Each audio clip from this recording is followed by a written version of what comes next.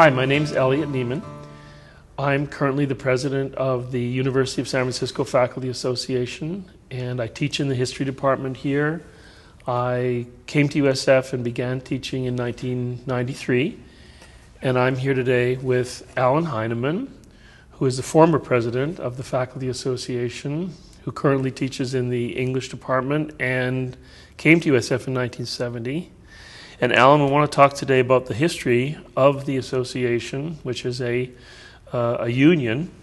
I want to start by asking you about the time before the union was formed in 1975, what it was like to be here. Well, I didn't have much basis for comparison because I'd come right out of graduate school, so I didn't know what universities and university faculties were supposed to be like. I did know right away that we were kind of on the lower end of the pay scale because I did have a couple of other job offers, but it was all pretty comparable. They were, in those days, the standard salary offer starting out for an assistant professor was $9,000 or $10,000 or $11,000 a year. Which would be in today's dollars around? You're the economist. Right. But a lot less than... Way less than we have now. But it was competitive. It was kind of low-end competitive. And I'm jumping forward now. I'm going to back up in a second. In 1975, when the union was formed, one of the stimuli for forming the union was that the pay scale had gone up almost not at all. We'd had in 5 years, I believe there were only 2 years in which the pay increase matched inflation, and 3 years when it was either a less than cost of living increase or no increase at all. So that by 1975, I was making $11,000 a year. So that was one problem. But generally you get unions when there's a combination of economic and rights issues. And the faculty felt disrespected.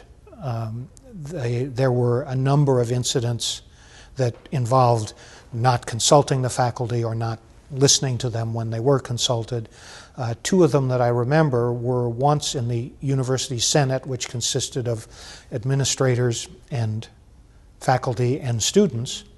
The issue of ROTC came up because we were still in the Vietnam War, and many of the faculty didn't want to have an ROTC chapter on campus. And the academic vice president who chaired the University Senate just gavelled the speaker down and said, "We're not going to discuss that in this body," and walked out. So it was clear that you could only discuss certain things that were approved. And there were a couple of issues like that. And so there was a fair amount of discontent. Some of the old-timers were okay with all of this, but some of the younger people that had different expectations were agitated by it. It was kind of a backwater, even though we were in San Francisco, one of the most advanced and progressive cities in the U.S. USF was kind of not noticing that the 20th century was well underway, and so it was a difficult set of transitions. So where did the idea of maybe forming a union come from? Well, this is the creation myth, except it happens to be true. There was, in the University Senate, there was a committee called the Faculty Welfare Committee. We like to say because many of us had to go on welfare, but that wasn't quite right.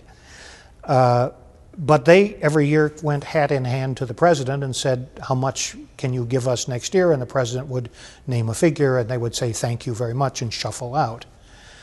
And they went to see the president after there had been so many years of not meeting cost of living, and so our salaries had fallen well behind, and said, "Well, we really need about 8 or 10% for next year." And the president said, Father McGinnis at that time, said, "Well, you're getting 2.5%.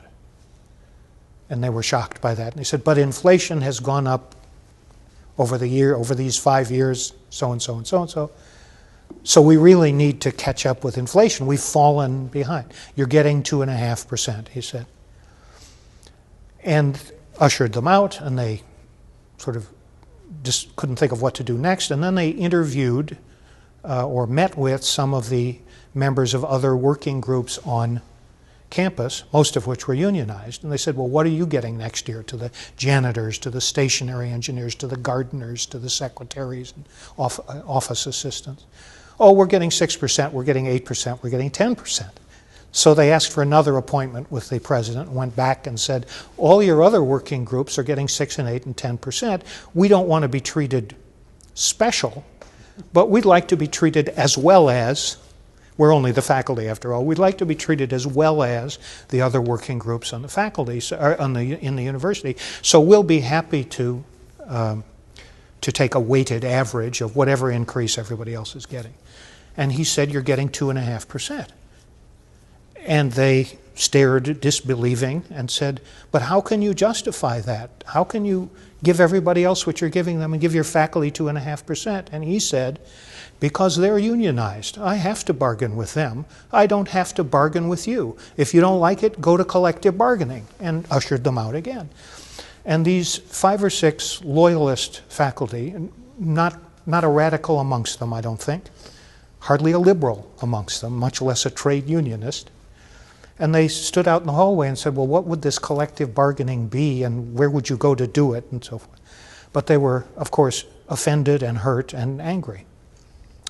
And they got advice. They got advice from a couple of USF faculty who taught labor back in the days when labor was taught in business schools. It isn't taught anymore very much. But they got advice from Father Boss, who ran the labor management school in the business school. And they got advice from other friendly faculty who put them in touch with the NLRB and put them in touch with a union attorney. And so it started, and there was a struggle to get people to sign on to advocate for a union. They set a vote. The vote was about a 2-to-1 majority for unionizing. And all of this took 5 or 6 months. I think most people know, what the NLRB is, but just to make sure, explain and what its role is in something like that. The National Labor Relations Board. Labor is governed in the public sector by state labor laws, so that if we were a public university in California, we'd be governed by California labor laws. In the private sector, they're governed by the National Labor Relations Act, which set forth, it's almost a century ago, the boundaries and the rules for labor and for management under federal law. And that act is administered by a board, the National Labor Relations Board, the NLRB. And so if a group of employees wishes to unionize, to form a unit for collective bargaining, they have to go to the NLRB to be certified for collective bargaining. Now, you mentioned that there was this group who were part of the welfare committee. Eventually, some of those would be the leaders of the union. Tell us a little bit about some of those people and their roles. Well, and I wish I could remember everybody, and I'm sure I'm going to leave somebody important out. But the man who became the first president of the union was Mike Lehman. He was one of the 6, the original. Yes. To the best of my knowledge and recollection, again, some of this is fuzzy. I wasn't there. Right. I wasn't in this group at this time. But it was Mike, it was Ted Mink, who was a classicist and a former Jesuit, I don't know what you call him. He started out, in the novitiate, I think, but he dropped out. Jesse Machuchik, who was in his 60s and was this very elegant, very conservative classicist, Greek and Roman classics. Joe Cimini, who was a faculty member in the business school. And I know I'm leaving out 1 or 2 others, but that was the group, and they became the central leadership of the union, with some people not participating and other people being added on. But that was the core of the foundation of the union. Now tell us a little bit about the people who helped from outside of USF. I know there's this very colorful figure as a labor lawyer. Tell us a little bit about him. We got put in touch with Victor Van Borg. We were told correctly that he was the most prominent labor attorney in Northern California. And his firm handled collective bargaining and labor groups from city workers and steel workers, and they represented a lot of workers in California. We are not told that he was an unreconstructed Stalinist. That we discovered later. But I think we disappointed him. I think we were much too much of the professoriate and eventually not enough of the working class. But anyway, he was a brilliant attorney, and he helped us, and he explained things to us, some things that we had never thought about before, we'd never had any occasion to think about before. And he was the lead bargainer for our first several contracts. And he was about 6 foot tall, I would say. It varied widely, but he weighed anything from maybe 280 to 420. He ballooned back and forth. A very complex man, a very literate man, but also a no-nonsense, unions are right, managements are always wrong, and so forth. Tell us a little bit about how the faculty reacted. I can't imagine that everybody was on board for this. There must have been some dissension. Oh, there was a lot of dissent, and it's the usual kind of dissent. We're not laborers, we're professionals. And what somebody said to me very early on, and as an English teacher this is especially true in my case, and as a historian I think also in yours, you think you're a professional? Go hang out a shingle, see how well you do. So it became clear to many of us pretty quickly that we were salaried employees, that the university was our employer, and that we were at the service of an employer who paid our wages.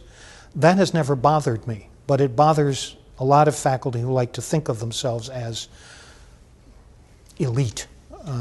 So was there an active opposition then? Did people try to sabotage them? Oh, yes, in all kinds of ways. And when Mike became first the chair of the steering committee before we even had a union and had a union structure, he was subjected to the most awful vilification, and you could understand it coming from the administration. It was hard to understand it coming from fellow faculty. But there was a fair amount of anti-Semitism on campus in those days, and Mike as a Jew got the brunt of that, and I as a Jew got some of it. There were people who just felt we were selling out the faculty, that the faculty really ran the university, even though recent history should have demonstrated very clearly that faculty did not run the university, but they couldn't quite assimilate those facts. They were still living in sort of a vision of ideal academe, and we weren't there. And some people recognized that quickly, some people recognized it slowly, and some people never recognized it. So Mike was screamed at and hollered at, and there was papers got lost, turned up missing. People leaned out windows when we were having public meetings and screamed at it, trying to disrupt it. And as I say, sometimes these were administrators, but sometimes they were other faculty. So tell us a little bit about the administration. Did they try to stop the vote from taking place? Did they try to spread, anti-union propaganda? Or they did. It wasn't very effective. We were sometimes hurt and sometimes helped by the general inefficiency of the administration. For example, had they been more efficient, we wouldn't have been in the economic bind that we were in, because by 1975 the university was in some trouble economically. They were also not very effective in disrupting organizing. They would hold little meetings with the faculty who they thought to be on their side and would feed them lines and feed them tactics. And of course, some of the faculty whom they thought to be on their side were in fact on our side and would report what had gone on. So we were ready for most of what had happened. But it was still shocking to me that it became so deeply personalized, and that the university is and is supposed to be a place where you debate ideas, and that's good. There was no problem with people saying, here's all the reasons why faculty shouldn't unionize, and so on. That never bothered me. I disagreed, but that's fine. They disagreed with us. What was hurtful was the vituperation, was the personal animus, and I don't know everything that was behind it, but it was very unsettling. But it turns out, to jump ahead, when we took the unionization vote, it was 3 or 4 to 1 for unionizing. It was an overwhelming majority. So those who caused disruption and trouble on the faculty were not silenced. They were never silenced, but they were pushed back by the great majority of the faculty who saw what was happening.